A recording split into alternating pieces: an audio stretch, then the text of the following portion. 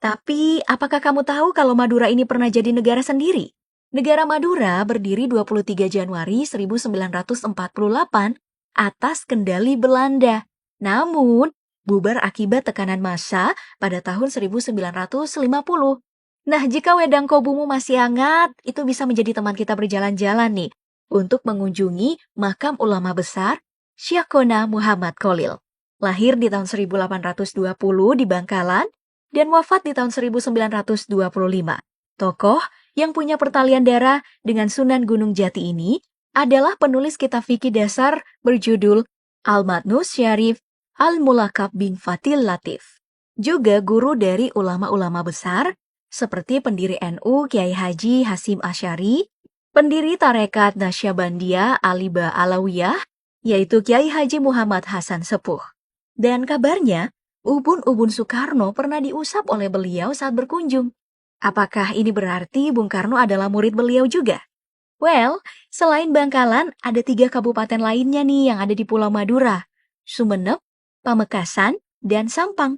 Dengan luasan pulaunya lebih kecil dari Bali dan berpenduduk sekitar 3,6 juta jiwa pada tahun 2013, Pulau Madura diklaim sebagai salah satu pulau terpadat di dunia. Oke deh, wedang kobumu udah habis. Kita kayaknya butuh penghangat baru ya berarti. Kopi mengkudu dari Sampang bisa jadi penggantinya nih. Terbuat dari potongan buah mengkudu yang telah dibersihkan, lalu dijemur selama 2-5 hari. Kemudian disangrai dan diseduh. Bawa kopi mengkudumu, Gi. Kita akan lanjutkan perjalanan. Kali ini kita ke Sumeneb, kabupaten terluas di Madura, yang sebelum kolonialisme bercokol lebih akrab disebut dengan Songenep. Di tempat inilah Keraton Sumeneb berdiri, yang kini menjadi Museum Kota Sumeneb.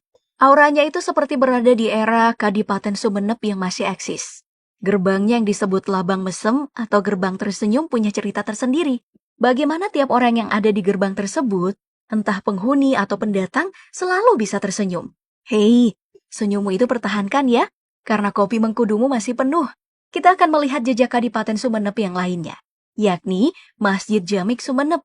Satu dari 10 masjid tertua ini bernuansa Tionghoa yang bisa dilihat dari gerbangnya. Berwarna kuning keemasan dengan ornamen 2 lubang tanpa penutup di bagian atas. Seperti sedang mengawasi. Ini adalah kreasi dari Lau Pianggo, arsitek Cina yang didatangkan khusus oleh Adipati Sumeneb ke-30 untuk membangun masjid ini di tahun 1780-an. Oke, biar kamu gak bingung, karena dari tadi aku menyebut Keraton Sumeneb, aku jelaskan singkat aja ya. Sebelum kita mengisi perut yang kelaparan ini, jadi Keraton Sumeneb atau Songenep itu adalah kadipaten yang didirikan pada tahun 1269 oleh Adipati Bawahan Prabu Kertanegara dari Singasari, Arya Wirajaya. Kadipaten ini telah berulang kali berpindah pengawasan dari Singasari, lalu berlanjut ke Majapahit, ke Kesultanan Demak hingga di bawah kekuasaan VOC.